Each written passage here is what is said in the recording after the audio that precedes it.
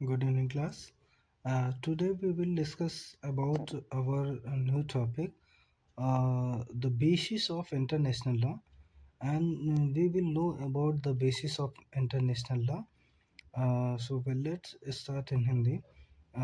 प्राकृतिक वादी मत अंतर्राष्ट्रीय विधि के आधार को आज हम लोग समझेंगे और अंतर्राष्ट्रीय विधि को आधार को मानने वाले प्रवर्तकों को हम लोग जानेंगे कि अंतर्राष्ट्रीय विधि को कौन से विधि शास्त्री हैं जो प्राकृतिकवादी मत मानते हैं और कौन से विधि शास्त्री हैं जो अस्तित्ववादी मत या पॉजिटिविज्म थ्योरी के अनुयायी हैं और कौन से विधि शास्त्रियों को मानना है कि इंटरनेशनल लॉ का उदय वो थ्योरी ऑफ कंसेंट से है और कौन से विधि शास्त्रियों का मानना है कि वो आत्मनियमन का सिद्धांत ऑटो लिमिटेशन थ्योरी से है। तो प्राकृतिकवादी मत theory as to law of nature के अनुयायियों का मानना है कि अंतर्राष्ट्रीय विधि जो है वो प्राकृतिक विधि का एक भाग है जो theories as to law of nature या इंटरनेशनल लॉ जो है वो लॉ ऑफ नेचर्स के एक भाग है। जो प्राकृतिक विधि है वो उनसे उच्च विधि है और प्राकृतिक विधि का जो कालखंड है वो 16वीं से 17वीं शताब्दी के मध्य है। प्राकृतिक विधि को दैवी विधि के रूप में भी समझा जा सकता है। दैवी विधि से आशय है कि डिवाइन लॉ या डिवाइन थ्योरी या डिवाइन विधि, क्योंकि डिवाइन थ्योरी ही जो है वो उचित और अनुचित में अंतर करने में तथा क्या सही है और क्या गलत में अंतर करने में हमें प्रयास करती है। और जो theory as to law of nature है प्रकृतिवादी मत में के विधि शास्त्रियों में ह्यूगो ग्रेशियस ने इसे धर्मनिरपेक्ष रूप में पेश किया है। मतलब प्राकृतिक विधि के जो अनुयायी हैं वो ये मानते हैं कि प्राकृतिक विधि जो है वो धर्मनिरपेक्ष है, किसी विशेष धर्म या किसी विशेष क्रिया या विशेष पद्धति को मानने वाले लोगों में नहीं है।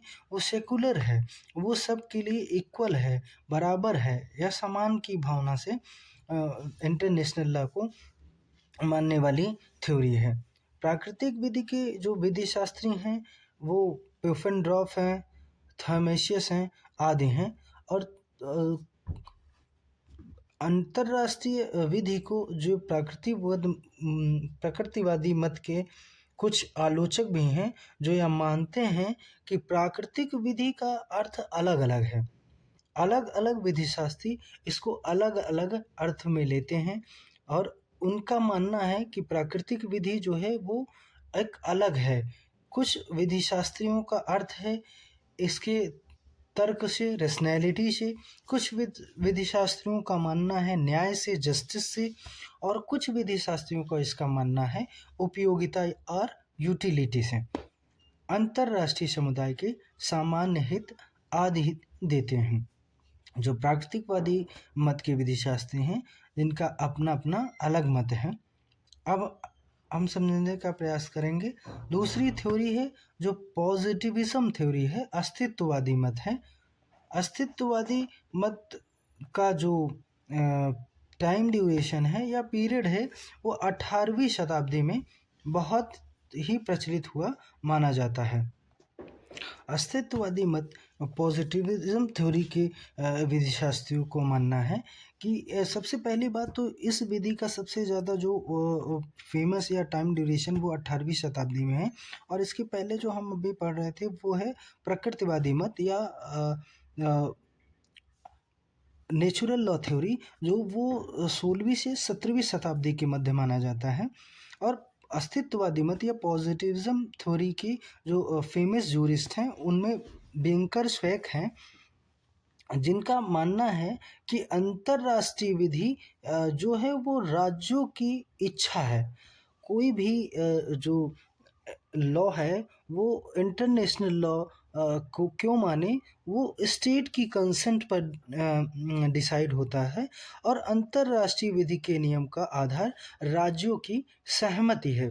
कोई भी नियम या अंतरराष्ट्रीय विधि वो का बेसिस जो होता है वो राज्यों की अपने कंसेंट के आधार पे होता है। और इसमें भी दो तरह की कंसेंट हैं, उनको क्लासिफाई किया गया है, एक एक्सप्रेस कंसेंट और इम्प्लाइड कंसेंट। एक्सप्रेस कंसेंट में जब दो राज्यों के बीच कोई संधि या समझौता या नियम कानून जब उनके द्वारा निर्धारित किया जाता है और उन राज्यों के द्वारा उनको पालन किया जाता है, तो यह एक्सप्रेस कंसेंट माना जाता है। और इम्प्लाइड कंसेंट वो कंसेंट होती है जिसमें कोई कस्टम या कंडक्ट के फॉलो करके किया जाता है। तो जब कोई स्टेट ये कंडक्ट या कस्टम को फॉलो करता है तो ये माना जाता है कि ये स्टेट उस लॉ को या कस्टम्स को फॉलो करने के लिए अपनी इम्प्लाइज कंसेंट दिया है। पॉजिटिविज्म जो अस्तित्ववादी मत है का सिद्धांत राज्यों की इच्छा पर या स्टेट कंसेंट पर आधारित है। प्रकृतिवादी कानून के बाद अस्तित्ववादी मत पॉजिटिविज्म की भी आलोचना हुई है। राज्यों की इच्छा जो विल ऑफ स्टेट है और जो राज्यों की सहमति कंसेंट ऑफ स्टेट है। इसको हम इस प्रकार समझेंगे, जैसे राज्यों की सहमति कंसेंट ऑफ स्टेट, जैसे यूएनओ मेंबर हैं और यूएनओ मेंबर के नॉन पार्टिसिपेंट्स के ऊपर भी यूएनओ के द्वारा बनाए हुए कानून लागू होते हैं। ठीक उसी प्रकार जो राज्यों की सहमति का सिद्धांत है वो कंसेंट ऑफ स्टेट्स जो है वो आलोचना का आधार बनता है। अंतर्राष्ट्रीय विधि के कुछ अन्य सिद्धांत हैं जिसमें सिद्धांत है सहमति का सिद्धांत, theory of consent. Theory of consent का सिद्धांत ये कहता है कि राज्य अंतर्राष्ट्रीय विधि के नियमों को इसलिए मानते हैं क्योंकि उन्होंने उसके नियमों की मानने की सहमति दी है। मतलब कोई भी अंतर्राष्ट्रीय कानून किसी भी इंटरनेशनल लॉ को क्यों मानेगा, क्योंकि उसने खुद स्वयं से कंसेंट दी है और उसको फॉलो करने के लिए। अगर कोई भी राज्य है जो पार्टिसिपेटिंग स्टेट नहीं है, अपनी कंसेंट नहीं दिया है, तो वो उस लॉ को मानने के लिए बाध्य नहीं।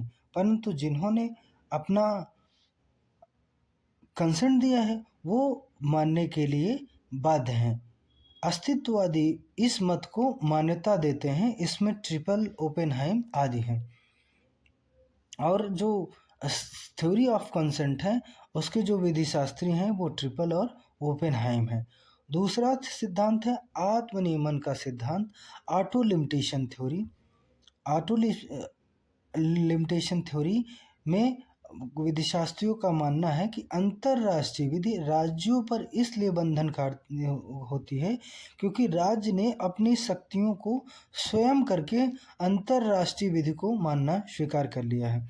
कोई भी राज्य है जिसने स्वयं से अपने से किसी दूसरे राज्य को अपनी ये शक्तियां दे दी हैं स्वयं कर्म करके कि आपके द्वारा बनाई गई विधि को हम मानेंगे, और इस सिद्धांत के समर्थक जेलेनिक है। तीसरा जो सिद्धांत है वो है पैक्टा सेंट सर्वेंडा। इस सिद्धांत के प्रमुख इस प्रतिपादक हैं वो एंजिलोटी हैं। अंतरराष्ट्रीय विधि की जानकारी की शक्ति उच्च मौलिक शक्ति सिद्धांत पर आधारित है। पैक्टा सेंट सर्वेंडा एक लीगल मैगजीन है और जिसके प्रमुख जो हैं वो प्रतिपादक इटली की विधि शास्त्री एंजिलोटी हैं। और अंतर्राष्ट्रीय विधि की जो बंधनकारी शक्ति है वो उच्च मौलिक सिद्धांत पर आधारित है। मतलब इसके द्वारा जो भी ट्रीटीज कन्वेंशन होते हैं वो उनको फॉलो अप कराने के लिए या लागू करवाने के लिए या पार्टिसिपेटिंग स्टेट उसको मानने के लिए प्रयासरहित होते हैं। परंतु जो भी राज्य संधियां करते हैं उनको आदर करेंगे और उन्हें सद्भाव से पूरा करने का प्रयास करेंगे। अगर जो भी ट्रीटी और कन्वेंशन हैं उनको लागू कराने में फेल हो जाते हैं तो यह सिद्धांत भी फेल हो जाता है। मौलिक अधिकारों का सिद्धांत, theory of fundamental rights. Theory of fundamental rights को हम समझने का प्रयास करेंगे। मनुष्य को कुछ मौलिक अधिकार प्राप्त थे, जैसे स्वतंत्रता और समानता आदि। मतलब कि जब हमारे मनुष्य को प्राकृतिक विधि या नेचुरल थ्योरी के टाइम पे मनुष्य को जब अपने नेचुरल स्टेट में रहता था, तो उस समय भी कॉन्स्टिट्यूशन से पहले के भी टाइम में व्यक्ति को फ्रीडम था, इक्वलिटी था और डिफेंस का एक ऑटोमेटिक लॉ ऑफ नेचर था। और उसी के हिसाब से व्यक्तियों का अपने अधिकारों की स्वतंत्रता और समानता होती थी। और उसी प्रकार से ये इक्वलिटी, फ्रीडम और डिफेंस का राइट राज्यों को भी प्राप्त है। अगर हम ग्लोबली देखें तो कोई भी ऐसा मानदंड या ऐसा कोई स्पेसिफिक क्राइटेरिया नहीं है जिसके माध्यम से समस्त देशों को ये अधिकार प्रोवाइड कराया जा सके। ठीक जैसे किसी राज्य के पास किसी व्यक्ति के पास अपने राइट्स होते हैं, ठीक उसी प्रकार राज्यों के पास भी अपने राइट्स होते हैं। वो राज्यों को कौन से राइट्स होते हैं, उसमें है राज्यों को भी फ्रीडम का राइट्स होता है, इक्वलिटी का राइट होता है और डिफेंस का राइट्स होता है। हालांकि थ्योरी ऑफ फंडामेंटल्स की भी आलोचना हुई है और इस थ्योरी के भी